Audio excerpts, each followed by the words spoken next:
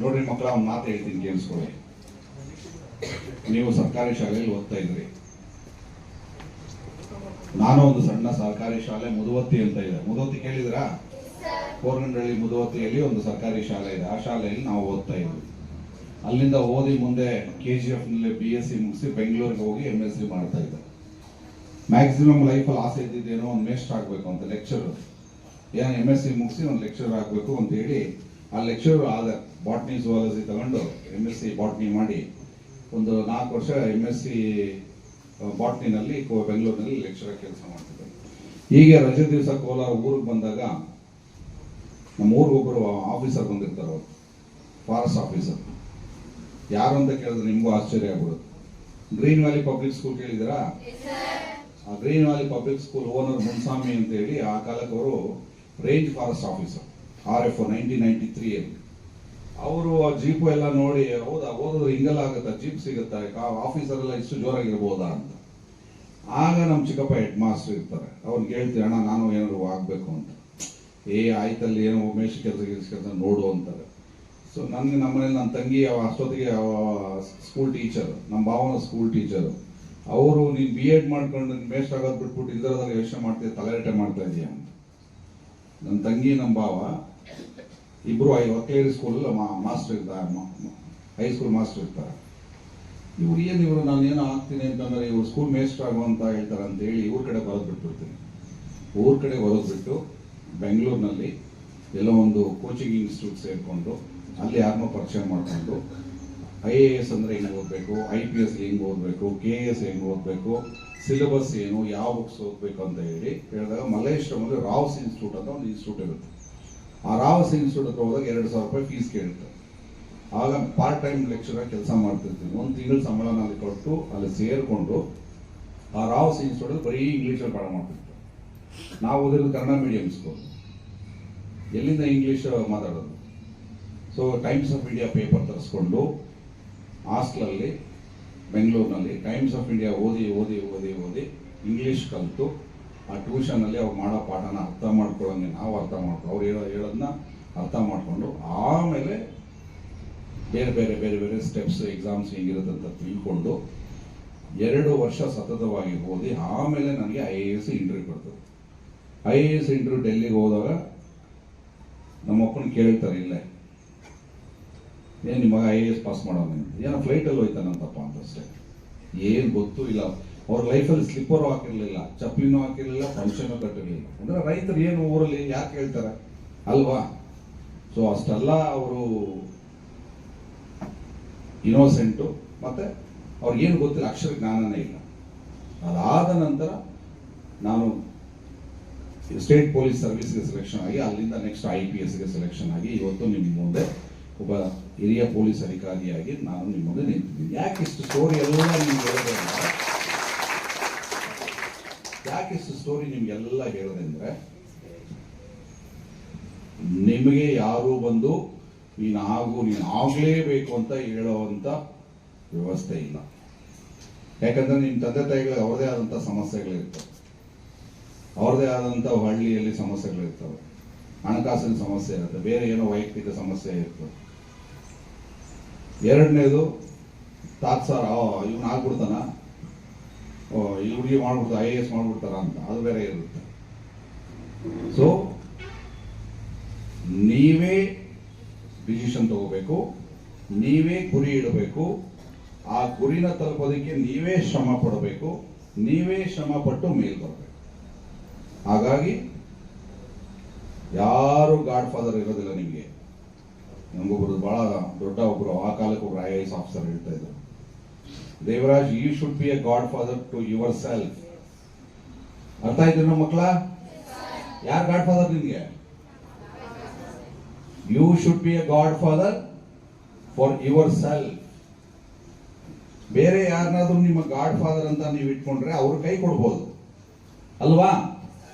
ನೀವೇ god father ಆದ್ರೆ ಯಾವುದೇ ಕಾರಣಕ್ಕೆ ಕೈ ಕೊಡುವಂತ ಸಂದರ್ಭ ಬರೋದಿಲ್ಲ. ಯಾಕಂದ್ರೆ ಗೊತ್ತು ನೀವೇ, ಗುರಿನೂ ನೀವೇ, ಶ್ರಮನೂ ನಿಮ್ಮದೇ, ಫಲನೂ ನಿಮ್ಮದೇ, ಎಲ್ಲವೂ ನಿಮ್ಮದೇ ಇರುತ್ತೆ. ಗಾಡ್ ಫಾದರ್ ಇಟ್ಕೊಂಡು ಮುಂದೆ ಹೋದ್ರೆ ಒಂದಲ್ಲ ಒಂದು ದಿವಸ ಅವರ ಹಂಗಲ್ಲಿ ನೀವು ಬದುಕುವಂತ ಪ್ರಮೇಯ ಬರುತ್ತೆ. ಹಾಗಾಗಿ ನೀವು ಗುರಿಯನ್ನು ಸೆಟ್ ಮಾಡಬೇಕು. ಗಣೇಶನ ಹೇಳಿದಾಗೆ ಪ್ರತಿಯೊಬ್ಬ ಮನುಷ್ಯ ಹುಟ್ಟುತ್ತಾನೆ, ಬೆಳೀತಾನೆ, 100 ವರ್ಷನೋ 90 ವರ್ಷನೋ 80 ವರ್ಷನೋ ಬದುಕ್ತಾನೆ, ಸಾಯ್ತಾನೆ, ಮಣ್ಣಾಗಿ ಹೋಗ್ತಾನೆ. ಏನು ಸುಖ? ಬಂದ ಮೇಲೆ ಏನಾದರೂ ಒಂದು ಗುರುತನ್ನ ಬಿಟ್ಟು ಹೋಗ್ಬೇಕು. ಆ ಗುರುತು ಬಿಟ್ಟು ಹೋಗೋದು ಅದು ಒಳ್ಳೆತನದ ಗುರುತುಗಳಿರಬೇಕೇ ಹೊರತುನು, ಜನ ಒಳ್ಳೇದು ಮಾತಾಡಬೇಕೇ ಹೊರತುನು ಪಾಪ ಪ್ರಜ್ಞೆ ಕಾಡೋ ರೀತಿ ಒಬ್ಬ ಮನುಷ್ಯ ನಡೆದುಕೊಳ್ಬಾರ್ದು. ರಾಜಪ್ಪ ಹೇಳ್ತಾ ಇದ್ರು, ಸ್ವಾರ್ಥ ಇದೆಯಲ್ಲ ಬಹಳ ಕೆಟ್ಟ ಪದ. ಅದು ಸ್ವಾರ್ಥಿಗಳಾಗಬಾರ್ದು. ಎಕ್ಸಾಮ್ ಬರೀತಿರ್ತೀವಿ, ನಿಮ್ಮ ಹತ್ರ 2 ಪೆನ್ ಇರುತ್ತೆ, ನಿಮ್ಮ ಫ್ರೆಂಡ್ ನಿಮ್ಮ ಪಕ್ಕದಲ್ಲಿ ಪರಿಚಯ ಇದ್ದವರು ಯಾರೋ, ಪರಿಚಯ ಇಲ್ಲದಿರೋರು ಯಾರೋ ಒಬ್ರು ಎಕ್ಸಾಮ್ ಬರೀತಿರ್ತಾರೆ. ಬೈ ಚಾನ್ಸ್ ಬರೀಬೇಕಾದ್ರೆ ಮುಳ್ಳು ಮುರಿದೋಗುತ್ತೆ ಅಲ್ವಾ? ಆವಾಗ ಅವರು ಕೇಳಕ್ಕಿಂತ ಮೊದಲೇ ಕೆನ್ ಐ ಗಿವ್ ಇಟ್, ನನ್ನ ಹತ್ರ ಇದೆ, ದಯವಿಟ್ಟು ತಗೊಳ್ಳಿ ಅಂತ ಅಷ್ಟು ಧಾರಾಳತನ ಇದ್ದಾಗ ಮೇಲ್ಗಡೆ ಭಗವಂತ ಅನ್ನೋನು ಕೂತಿರೋನು ನೋಡಿ ಎಷ್ಟು ಒಳ್ಳೆತನಪ್ಪ ಈ ಮಗುವಿನಲ್ಲಿ, ಎಷ್ಟು ಒಳ್ಳೆತನ ಇದೆ ಈ ಹುಡುಗನಲ್ಲಿ ಅಂತ ಹೇಳಿ ಈ ಬ್ಲೆಸ್ಸಸ್ ಫ್ರಮ್ ದ ಟಾಪ್. ಅರ್ಥ ಆಯ್ತಾ ಮಕ್ಕಳ? ಒಳ್ಳೆತನ ಅನ್ನೋದು ಕೇಳೋದಕ್ಕಿಂತ ಮೊದಲು ಸಹಾಯ ಮಾಡೋದಿದೆಯಲ್ಲ, ಅದಕ್ಕೆ ಬಹಳ ಬೆಲೆ ಇದೆ ದೇವರ ಹತ್ರ. ಸೊ ಹಾಗಾಗಿ ನೀವು ಮಕ್ಕಳು ಮುಗ್ಧ ಮನಸ್ಸು. ಆಮೇಲೆ ನಿಮಗೆ ಇಷ್ಟ ಇಲ್ಲದಿರೋ ಕೆಲಸನ ಯಾವುದೇ ಕಾರಣಕ್ಕೆ ನೀವು ಯಾವುದೇ ಸಂದರ್ಭದಲ್ಲಿ ಮಾಡಕ್ ಹೋಗ್ಕೋಬೇಡಿ.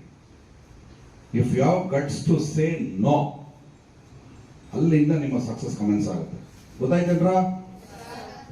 If you the moment you say yes I don't want to do this, ಯಾಕೆ ನಾನು ಮಾಡಲ್ಲ ಇದು ಅಂದ್ರೆ, ಇಲ್ಲ ತಪ್ಪು, ನಿಮಗೆ ತಪ್ಪು ಅನಿಸಿ ಯಾರಾದರೂ ಮಾಡಕ್ಕೆ ಹೇಳಿದಾಗ ನೀವು ಅದನ್ನ ನೋ ಅಂತ ಹೇಳ್ತೀರಲ್ಲ, ಅವತ್ತಿಂದ ನಿಮ್ಮದು ಗ್ರೋತ್ ಕಮೆನ್ಸ್ ಆಗುತ್ತೆ. ಬೀಜ ಹೊಡೆದು ಮೊಳಕೆ ಬರೋದಕ್ಕೆ ಶುರು ಆಗುತ್ತೆ. ಯಾವುದನ್ನು ಕ್ಯಾಶುವಲ್ ಆಗಿ ತಗೋಬೇಡಿ, ಲೈಟ್ ಆಗಿ ತಗೋಬೇಡಿ. ಅಯ್ಯೋ ಬಿಡಿ, ಅಯ್ಯೋ ನೋಡೋಣ, ಅವೆಲ್ಲ ಬೇಡಬೇಡ. ಒಳಗಡೆಯಿಂದ ಆ ಶಕ್ತಿ ಬರೋದು, yes I will do it. Ramesh ಹೋಗಿ ಇಟ್ಟಿಗೆ ತಗೊಂಡು ಬರೋಂದ್ರೆ ಮೇಸ್ಟ್ರು, ಸರ್ ನಾನೇ ತರ್ತಾ ಇದ್ದೀನಿ ಸರ್, ಅವನಿಗೆ ಹೇಳಿ ಸರ್. ಯಾಕೆ ನಿನ್ಗೆ ಯಾಕೆ ಮೇಸ್ಟ್ ನಿನ್ಗೆ ಹೇಳಿದ್ದಾರೆ, go and get it. Yes sir I do it, that is the respect. ಏನ್ ಸರ್ ನಾನೇ ತರಬೇಕಾದ ದಿನ, ಬಿಡಪ್ಪ. ಇಷ್ಟು ನೀವು ಗುರುಗಳ ಮಾತಿಗೆ ರೆಸ್ಪೆಕ್ಟ್ ಕೊಡೋದು, ಗುರುಗಳ ಮೇಲೆ ಗೌರವ ತೋರಿಸೋದು ಕಲ್ತ್ರೆ ನಿಮಗೆ ಅಲ್ಲಿ ಗುರುಬಲನೂ ಸಿಗುತ್ತೆ. ಆಮೇಲೆ don't complain on the system. ನನಗೆ ಅದು ಸಿಗಲಿಲ್ಲ, ನನಗೆ ಇದು ಸಿಗಲಿಲ್ಲ, ನನಗೆ ಟೇಬಲ್ ಸರಿ ಇಲ್ಲ, ಚೇರ್ ಸರಿ ಇಲ್ಲ, ಬುಕ್ ಸರಿ ಇಲ್ಲ, ಪೆನ್ ಸರಿ ಇಲ್ಲ. ಇದೆಲ್ಲ ಕಾರಣನೇ ಅಲ್ಲ. ಗಣೇಶನ್ ಹೇಳಿದಂಗೆ ಎಲ್ಲ ಸಾಧಕರು ಏನಿದ್ದಾರೆ, ಸಾಧಕರು ನಿಮ್ಮ ಇತಿಹಾಸದಲ್ಲಿ ಏನು ಓದ್ತೀರಿ, ಎಲ್ಲ ಯಾವ ಸಾಧಕರು ಕೂಡ ಸುಖದ ಸೊಪ್ಪತ್ತಿಗೆಯಿಂದ ಬಂದಿಲ್ಲ. ಸುಖದ ಸೊಪ್ಪತ್ತಿಗೆಯಿಂದ ಬಂದವರು ಯಾರೂ ಸಾಧಕರಾಗಿಲ್ಲ. ಓದ್ಕೊಂಡು ಹೋಗಿ, ಇತಿಹಾಸ ಹೋಗಿ.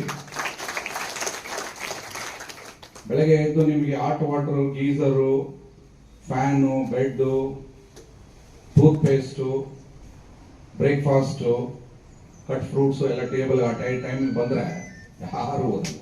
ಆ ಥರದ್ದು ಯಾರು ನಾನು ನೋಡೇ ಇಲ್ಲ. ಯಾರೋ ಭಾಳ ಸಿಟಿಗಳಲ್ಲಿ ಅದು IIM ಎಲ್ಲ ಅಲ್ಲೆಲ್ಲ ಪ್ರೊಫೆಸರ್ಸ್ ಓದ್ಕೊಂಡು ಏನೋ ಒಂದಷ್ಟು ಜನ ಆಗಿದ್ದಾರೆ. ಬಟ್ ನಿಜವಾದ ಸಾಧಕರು ಯಾರು ಅಂದರೆ ಕಷ್ಟಪಟ್ಟು ಜೀವನದಲ್ಲಿ ಬಾಲ್ಯದಿಂದ ಬೆಳೆದು ಬಂದು ಆ ಕಷ್ಟ ಸುಖಗಳನ್ನ ಅನುಭವಿಸಿದವರೇ ಸಾಧಕರಾಗಿದ್ದಾರೆ. ಸೊ ಸರ್ಕಾರಿ ಶಾಲೆಯಲ್ಲಿದ್ದರೆ ನೀವೆಲ್ಲ ಸರ್ಕಾರಿ ಶಾಲೆಯ ಮಕ್ಕಳು. ನನಗೂ ಒಂದು I am also very proud. ಸರ್ಕಾರಿ ಶಾಲೆಯಲ್ಲಿ ಓದೋನು ಅಂತ ಹೇಳ್ಕೊಳ್ಳೋದು ನನಗೂ ಬಹಳ ಸಂತೋಷ ಆಗುತ್ತೆ. ಸೊ ಹಾಗಾಗಿ ಆಮೇಲೆ ಕನ್ನಡ ಮೀಡಿಯಂ, ಇಂಗ್ಲೀಷ್ ಮೀಡಿಯಂ ಎರಡೂ ಇದೆಯಲ್ವಾ, ಬೇಜಾರೇ ಮಾಡ್ಕೋಬೇಡಿ.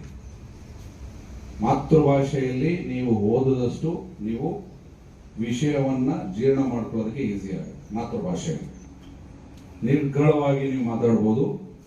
ನೀವು ಗ್ರಾಸ್ಪಿಂಗ್ ಪವರ್ ಕೂಡ ಇಂಗ್ಲಿಷ್ ಅಸಿಮಿಲೇಷನ್ ಅಂತ, ಅಸಿಮಿಲೇಷನ್ ಕೂಡ ಬಹಳ ಈಸಿ ಆಗುತ್ತೆ. ಸೊ ಹಾಗಾಗಿ ಫೀಲ್ ಪ್ರೌಡ್. ನಿಮ್ಮಪ್ಪ ರೈತ ಅಂದ್ರೆ yes my father is a farmer. Don't hesitate to say ಹೌದು. ನಮ್ಮಮ್ಮ ಹೌಸ್ ವೈಫ್, ನಮ್ಮಮ್ಮ ಸ್ಕೂಲ್ ಟೀಚರ್. ಏನಿದೆ ಅದರಲ್ಲಿ? Feel proud. If you are not proud of your parents, ಮತ್ತೆ ಯಾರ ಬಗ್ಗೆ ನೀವು ನೋಡಿದರೆ ಕೆಲವು ಫ್ರೆಂಡ್ಸ್ ಬಂದಾಗ ಅಪ್ಪ ಒಂದು ಕಡೆಯಿಂದ ಸೌದೆ ಎತ್ಕೊಂಡ್ತಾ ಇದ್ರೆ, ಇಲ್ಲ ಮೇವು ಎತ್ಕೊಂಡ್ತಾ ಇದ್ರೆ, ಅಪ್ಪ ಫ್ರೆಂಡ್ಸ್ ಬಂದರು ಪಾಪ ಒಳಗಡೆ ಅಂತ ನೋಡಿರ್ಬೇಕು ನೀವೆಲ್ಲ. ಏನ್ ದೊಡ್ಡ ಅಸ್ತಿಕೆ ಅದು. ಹೌದು, ನಮ್ಮ ಅಪ್ಪ ಇವರು ಹೊಲದ ಹೋಗಿ ಬರ್ತಾವ್ರೆ. ಅಷ್ಟು ಧಾರಾಳತನ ಇರಬೇಕು, ಅಷ್ಟು ಧಾರಾಳತನ ಒಳ್ಳೆತನ ಇರಬೇಕು. ನಿಮ್ಮ ತಂದೆ ತಾಯಿ ಪರಿಸ್ಥಿತಿಯನ್ನು ನೀವು ಬೇರೆಯವ್ರ ಮುಂದೆ ತೋರಿಸ್ಕೊಳ್ಳೋಕೆ ಮುಜುಗರ ಪಟ್ರೆ ಮತ್ತೆ ಏನು ನೀವು ವಾಸ್ತವತೆ ಬಗ್ಗೆ ಏನು ನೀವು ವಾಸ್ತವತೆಯಿಂದ ದೂರ ಇದ್ದೀರಿ. Fact is a fact. Fact ಅಂದ್ರೆ ಗೊತ್ತಲ್ವಾ, ಕಟು ಸತ್ಯ ಅಂತ ಹೇಳ್ತಾರಲ್ಲ, ಕಟು ಸತ್ಯನ ನೀವು ಇವತ್ತು ಮರೆ ಮಾಚಕ್ಕಾಗಲ್ಲ ಅಲ್ವಪ್ಪ. ಸೊ ಅದೊಂದು ಹುಡುಗ ಚರ್ಚ್ಗೆ ಹೋಗ್ತಾನೆ, ಚರ್ಚ್ಗೆ ತಂದೆ ತಾಯಿ ಜೊತೆ. ಪಾಸ್ಟರ್ ಏನನ್ನ ಹೇಳ್ತಿರ್ತಾರೆ ದೇವ್ರ ಬಗ್ಗೆ, ಗಾಡ್ ಕೇಮ್, ಗಾಡ್ ಟೋಲ್ಡ್, ಅದು ಇದು ಏನೇ ಹೇಳ್ತಿರ್ತಾರೆ. ಚಿಕ್ಕ ಹುಡುಗ ಎದ್ದು ನಿಂತ್ಕೋತಾನೆ, pastor I have a question for you, ಬಾಯಲ್ಲಿ ಹ್ಯಾವ್ ಯು ಸೀನ್ ಗಾಡ್ ಅಂತ ಕೇಳ್ತಾನೆ ಪಾಸ್ಟರ್ಗೆ. Yes I have seen. Then what is God ಅಂತ. Light is God. ಲೈಟ್ ಅಂದ್ರೆ ಬೆಳಕು. ದೇವರು ಫಸ್ಟ್ ಕಂಡಾಗ ಬೆಳಕು ಬಂತು ಅಂತ ಕೇಳ್ತಾನೆ. ಆ ಹುಡುಗ ಹೇಳ್ತಾನೆ, pastor light is a photon. ಗೊತ್ತಾ ಬೆಳಕಿನ ಕಣಗಳೇನು? ಬೆಳಕಿನಲ್ಲಿರುವ ಕಣಗಳಿಗೆ ಏನಂತಾರೆ? Photons. Light consists of photons. No. So many scientist believed in God ಅಂತ ಹೇಳ್ತಾರೆ. ಬಹಳಷ್ಟು ವಿಜ್ಞಾನಿಗಳು ದೇವರಲ್ಲಿ ನಂಬಿಕೆ ಇಟ್ಟಿದ್ರು. Do you think Darwin believed in God? Darwin ಗೊತ್ತಾ? ಡಾರ್ವಿನ್ ಕೇಳಿದ್ರಾ? Evolutionary biology, evolutionary scientist. ಅಂದ್ರೆ ಭೂಮಿ ಮೇಲೆ ಜೀವರಾಶಿಗಳು ಫಸ್ಟ್ ಹೇಗೆ ಬಂತು, ಜೀವರಾಶಿಗಳು ಬ್ಯಾಕ್ಟೀರಿಯಾ ಮತ್ತು ವೈರಸ್ ಆದ್ಮೇಲೆ ಪ್ರೋಟೋಸೋಮನ್ಸ್ ಬಂದಾದ್ಮೇಲೆ ಬ್ಯಾಕ್ಟೀರಿಯಾ ವೈರಸ್ ಹೆಂಗಾಯಿತು, ಅದಾದ್ಮೇಲೆ ಅಮೀಬಾ ಹೆಂಗ್ ಬಂತು, ಅದಾದ್ಮೇಲೆ ನೆಕ್ಸ್ಟ್ ಒಂದೊಂದು ಅನಿಮಲ್ಸ್ ಎವಲ್ಯೂಷನ್ ಹೆಂಗಾಯ್ತು, ಆಂಫಿಬಿಯನ್ಸ್ ಹೆಂಗ್ ಬಂತು. ಆಂಫಿಬಿಯನ್ಸ್ ಅಂದ್ರೆ the animals which can live in water and also on soil. ಭೂಮಿ ಮತ್ತೆ ನೀರಿನಲ್ಲಿ ಬದುಕೋಕೆ ಆಗುವಂತ ಪ್ರಾಣಿಗಳಿಗೆ ಆಂಫಿಬಿಯನ್ಸ್ ಅಂತ ಕರಿತೀವಿ. ಸೊ ಡಾರ್ವಿನ್ ಹೇಳ್ತಾರೆ. ಸೊ 2 ವರ್ಡ್ಸ್ ಇದೆ, the fact and faith. Faith is god, the fact is science. ಅರ್ಥ ಆಯ್ತಾ? 2 ಪದಕ್ಕೆ ಅರ್ಥ. ಫ್ಯಾಕ್ಟ್ ಅಂದ್ರೆ ವಸ್ತು, ಇಷ್ಟೇ. ಬೆಳಕು ಬರ್ತಾ ಇದೆಯಲ್ಲ, ಆ ಬೆಳಕಿನ ಕಣಗಳಿರೋದು ಫೋಟಾನ್, ಅದು ಸೈನ್ಸ್. ಆ ಬೆಳಕೆ ದೇವರು ಅಂತ ನಂಬೋದು ನಂಬಿಕೆ. ಸೊ ನೀವು ನಂಬಿದ್ರೆ ದೇವರು, ನಂಬಲಿಲ್ಲ ಅಂದ್ರೆ ಸೈನ್ಸ್. ಅರ್ಥ ಆಯ್ತಾ ಮಕ್ಕಳ? ಸೊ ಹೀಗೆ ಹೇಳ್ತಾ ಹೋದ್ರೆ ಆ ಚಿಕ್ಕ ಮಗು ಆ ವಯಸ್ಸಿಗೆ ಅಷ್ಟು ನಾಲೆಡ್ಜ್. ಈಗ ನಮ್ಮ ಹಿಂದುಗಡೆ ಒಬ್ರು ಇದ್ದಾರೆ, ಯಾವ್ದೋ ಒಂದು ಗುದ್ಲಿ ಪೂಜೆ ಮಾಡೋಣ ಅನ್ಕೊಂಡಿರ್ತಾರೆ ಬೆಟ್ಟದ ಮೇಲೆ. ಇಲ್ಲ ಬೇಡ, ಆಷಾಢ ಮಾಸ ಆದ್ಮೇಲೆ ಮಾಡೋಣ ಅಂತ ಹೇಳಿದ್ರು. ಆಷಾಢ ಮಾಸ ನಾವು ಅದನ್ನೆಲ್ಲ ನಂಬಲ್ಲ ಸರ್ ಅಂದ್ರು. ಆಷಾಢ ಮಾಸ ನಂಬಲ್ಲ ಸರ್. ಹೌದಾ? ಹಗಲು ರಾತ್ರಿನ ನಂಬ್ತೀಯಪ್ಪ ಅಂತ ಕೇಳೋದು. ಹಗಲು ರಾತ್ರಿ ನಂಬೇಕಲ್ವ ನಾವು? 6 ಗಂಟೆ ಕತ್ಲಾಗತ್ತಲ್ವಾ? ಬೆಳಗ್ಗೆ 6 ಗಂಟೆಗೆ ಬೆಳಕಾಗತ್ತಲ್ವಾ? ಅದೇ ರೀತಿ ಭೂಮಿ ಮೇಲೆ ಒಳ್ಳೆ ವಸ್ತು, ಕೆಟ್ಟ ವಸ್ತು, ಒಳ್ಳೆ ಗಾಳಿ, ಕೆಟ್ಟ ಗಾಳಿ, ಒಳ್ಳೆ ಬೆಳಕು, ಕೆಟ್ಟ ಬೆಳಕು ಎಲ್ಲ ಇರುತ್ತೆ. ಇಂಗ್ಲಿಷ್ನಲ್ಲಿ ಅದಕ್ಕೆ the positive and negative energy ಅಂತ ಹೇಳಿ. Positive and negative energy. Positive energy ಏನಂದ್ರೆ, ತಿಮ್ಮಣ್ಣ ಹೋಗಿ ನೀರು ತಗೊಂಡ್ ಬರೋದ್ರೆ ಎಸ್ ಸಾರ್, ಅದು ಪಾಸಿಟಿವ್ ಎನರ್ಜಿ. ತಿಮ್ಮಣ್ಣ ನೀರು ತಗೊಂಡ್ಬಂದ್ರೆ ಸಾರ್ ಕಾಲು ನೋಯ್ತದೆ ಸಾರ್, ಆಗಲ್ಲ ಸಾರ್, ಅದು ನೆಗೆಟಿವ್ ಎನರ್ಜಿ. ಅವನು ಯಾವತ್ತೂ ಉದಾರ ಆಗಲ್ಲ. ಹೇಳಿದ ಅರ್ಥ ಆಯ್ತಲ್ಲ? ಕಾಲು ಚೆನ್ನಾಗಿದೆ, ಕೈ ಚೆನ್ನಾಗಿದೆ, ಎಲ್ಲ ಚೆನ್ನಾಗಿದೆ, ಆಗ್ತಾನೆ ಊಟ ಮಾಡಿ ಕಲ್ಗುಂಡ್ ಕೂತವನೆ. ತಿಮ್ಮಣ್ಣ ನೀರು ತಗೊಂಡ್ಬರಂದ್ರೆ ಸಾರ್ ಆಗಲ್ಲ sir, that is negative energy. So negative energy is discarded, positive energy is encouraged. ನೀವು ಅಷ್ಟೇ ಮಕ್ಕಳು, ನಿಮ್ಗೆ ಯಾರಾದರೂ ತಂದೆ ತಾಯಿ ಏನಾದರೂ ಕೆಲಸ ಹೇಳಿದ್ರೆ ಎಸ್ ಆಗಿ ಹೋಗಿ. ಅದೇ ನಿಮ್ಮ ಮನಸ್ಸಿಗೆ ಆತ್ಮಸಾಕ್ಷಿಗೆ ವಿರುದ್ಧವಾಗಿದೆ, ಒಂದು ಕೆಲಸ ಮಾಡು, ಮನೇಲಿ ಯಾರಿಲ್ಲ, ಒಂದು 5 ನುಗ್ಗೆಕಾಯಿ ಕಿತ್ಕೊಂಡು ನೋಡೋ ಬಂದ್ರೆ ಮೌ ಗಿಡಮ್ಮ ಕದಿಬಾರ್ದಲ್ಲ ಅಂತ ಹೇಳಿದ್ರು. ಅರ್ಥ ಆಯ್ತಾ? ನಾನು ಬಹಳ ದೊಡ್ಡ ದೊಡ್ಡ ಇಂಗ್ಲಿಷ್ ಎಕ್ಸ್ಪ್ಲನೇಷನ್ ಮಾಡ್ತಾ ಇಲ್ಲ, ಸಿಂಪಲ್ ಆಗಿ ಹೇಳ್ತಾ ಇದ್ದೀನಿ ನಿಮಗೆ. ಎಲ್ಲಿ ನೀವು ಆತ್ಮಸಾಕ್ಷಿಗೆ ವಿರುದ್ಧವಾಗಿ ನಡ್ಕೋಬಾರದು ಅಂದ್ರೆ, ಮನೆ ಬೀಗ ಹಾಕೊಂಡವರೆ ಇಲ್ಲಿ ಆಚೆ ಎತ್ತಿಡೋದು ಮರ್ತು ಬಿಟ್ಟಿದ್ದಾರೆ, ಯಾವುದೋ ಒಂದು ಇಂಪಾರ್ಟೆಂಟ್ ವಸ್ತು ಎತ್ಕೊಂಡ್ಬಂದ್ಬಿಡೋದಂದ್ರೆ ಹೌದು ಸುಮ್ಮನೆ ಮನೆಲ್ಲ ಮಾಡಬಾರ್ದು. ಏನಿಲ್ಲ ಯಾರಲ್ಲಿ ನಾನು ನೋಡ್ಕೋತೀನಿ ಹೋಗೋದ್ರೆ ಹೌದು ಸುಮ್ಮನಿರ್ತೀಯ ಅನ್ಬೇಕು. ಯಾರೆಲ್ಲ ಹೋಗಿ ಎತ್ಕೊಂಡು ಅಮ್ಮ ಹೆಂಗೆ ಎತ್ಕೊಂಡ್ ಬಂದಿದ್ದು ಅಂತಂದ್ರೆ you are also part of the negative energy. ಇದನ್ನೇ ಹೇಳಿದ್ದು, ನಿಮಗೆ ಆತ್ಮಸಾಕ್ಷಿಗೆ ಸರಿ ಇಲ್ಲ ಅನ್ನೋದನ್ನ ಮಾಡಬೇಡಿ. ಇದೆಲ್ಲ ಬಹಳ ಸಿಂಪಲ್ ಅನ್ಸ್ಬೋದು ನಿಮಗೆ, ಆದ್ರೆ ಈ ವಯಸ್ಸಲ್ಲಿ ನೀವು ಇದನ್ನ ಮೈಗೂಡಿಸ್ಕೊಂಡ್ರೆ ಮುಂದಿನ ದಿನಗಳಲ್ಲಿ ನೀವು ಬಹಳ ದೊಡ್ಡ ಮಟ್ಟಕ್ಕೆ ಬೆಳೆದು ನಿಮ್ಮ ವ್ಯಕ್ತಿತ್ವ ರೂಪುಗೊಳ್ಳುತ್ತೆ. ಆ ವ್ಯಕ್ತಿತ್ವ ರೂಪುಗೊಂಡಾಗ ನೀವು ಸಮಾಜದಲ್ಲಿ ಒಂದು ಒಳ್ಳೆ ವ್ಯಕ್ತಿಯಾಗಿ ಬೆಳೆದಾಗ ನಿಮ್ಮನ್ನ ಎತ್ತ ತಂದೆ ತಾಯಿಗೆ ಎಷ್ಟು ಖುಷಿ ಆಗುತ್ತೆ ಅಂದ್ರೆ ಆನಂದ ಬಾಷ್ಪಕ್ಕೆ ಕೊನೆನೇ ಇರೋದಿಲ್ಲ. ನನ್ನ ಮಗಳು ಹಿಂಗೆ, ನನ್ನ ಮಗ ಹಿಂಗೆ, ಆ ತರ ಮಕ್ಕಳಾಗಿ ಬೆಳೀಬೇಕು. ಒಳ್ಳೆದಾಗ್ಲಿ. ಈ ಸೈಕಲ್ ಡಿಸ್ಟ್ರಿಬ್ಯೂಷನ್ ಕಾರ್ಯಕ್ರಮದ ಹಿಂದೆ ಬಹಳಷ್ಟು ಪ್ರಯತ್ನ ಇದೆ ನಿಮ್ಮ ಮಾಸ್ಟರ್ದು. ಅದನ್ನು ತಗೊಂಡು ನೀವು ಸೇಫ್ ಆಗಿ ಸೇಫ್ಟಿಯಿಂದ ಮನೆಗೆ ಹೋಗಿ ಬಂದು ದಯವಿಟ್ಟು ವಿದ್ಯಾಭ್ಯಾಸ ಏನಿದೆ ಅದನ್ನ ನೀಟಾಗಿ ಮಾಡಬೇಕು. SSLC ಮಕ್ಕಳ ನೀವೆಲ್ಲ ಒಂದು ಹೇಳ್ತೀನಿ ಕೇಳಿ. ಒಂದು ಮೆಥಡ್ ಆಫ್ ಸ್ಟಡಿ ಅಂತ ಹೇಳ್ತಾರೆ, ಮೆಥಡಾಲಜಿ. ಓದೋದು ಏನೇ ಸಬ್ಜೆಕ್ಟ್ ತಗೊಳ್ಳಿ, ಹಿಸ್ಟ್ರಿ ತಗೊಳ್ಳಿ, ಜಿಯೋಗ್ರಫಿ ತಗೊಳ್ಳಿ, ಕಾನ್ಸ್ಟಿಟ್ಯೂಷನ್ ತಗೊಳ್ಳಿ, ನೀವು ಏನು ಸ್ಪಷ್ಟವಾಗಿ ಒಂದು ಪ್ಯಾರಾಗ್ರಾಫ್ ಓದ್ತೀರಿ, ಆ ಪ್ಯಾರಾಗ್ರಾಫ್ ಸಂಕ್ಷಿಪ್ತವಾಗಿ ಒಂದು 4 ಲೈನ್ ಬರೆಯೋದನ್ನ ಪ್ರಾಕ್ಟೀಸ್ ಮಾಡ್ಕೊಳ್ಳಿ. ನೀವು ಬರೆದು ಪ್ರಾಕ್ಟೀಸ್ ಮಾಡೋದನ್ನ ಪ್ರಾಕ್ಟೀಸ್ ಮಾಡ್ಕೊಂಡ್ರೆ ಅದು ತಲೆಯಲ್ಲಿ ಉಳಿಯುತ್ತೆ. Whatever you write and practise remains for long. What you study and leave it evaporates. ಅದು ಮೆಥಡಾಲಜಿ ಸ್ಟಡಿಯಲ್ಲಿ one of the important techniques. ನಾನು ಏನೇ ಹೇಳಿದ್ರು ಜ್ಞಾಪಕ ಇರಲ್ಲ, ಹೇಳಿದ್ನ ಒಂದು 2 ನಿಮಿಷ ಬರ್ಕೊಂಡ್ಬಿಟ್ರೆ ಅದು ಒಂದು 10 ವರ್ಷ ಅದು ತಲೆಯಲ್ಲಿರುತ್ತೆ. ಹಾಗಾಗಿ read, right and remember. Write, read and remember. So this is the secret of your knowledge, and knowledge is out. ಬೇರೆ ಯಾವುದು ನಂಗೆ ಅವ್ರ ಪರಿಚಯ, ನನಗೆ ಇವ್ರ ಪರಿಚಯ, ನಮ್ಮ ಮುಖ್ಯಂಗೆ ಅವ್ರು ಗೊತ್ತು, ನಾವು ಯಾವ ಕೆಲಸ ಬರೋ ವ್ಯವಸ್ಥೆಯಲ್ಲಿ ನೀವು ಓದಿದ್ದೀರಾ, ನಿಮಗೆ ನಾಲೆಡ್ಜ್ ಇದೆಯಾ, ಆ ನಾಲೆಡ್ಜ್ ಒಳ್ಳೆ ನಾಲೆಡ್ಜ್ ಇದೆಯಾ, ಓನ್ಲಿ ದಟ್ ಮ್ಯಾಟರ್ಸ್. ಗೊತ್ತಾಯ್ತಾ ಮಕ್ಕಳ? ಲಾಸ್ಟ್ ಒಂದೇ ಒಂದು ನಿಮ್ಮಿಂದ ನಾನು ಬಯಸೋದು, ಗಣೇಶಣ್ಣ ಹೇಳ್ದಂಗೆ ಸೋಮವಾರ ಇವತ್ತು ಎಷ್ಟು ಡೇಟ್?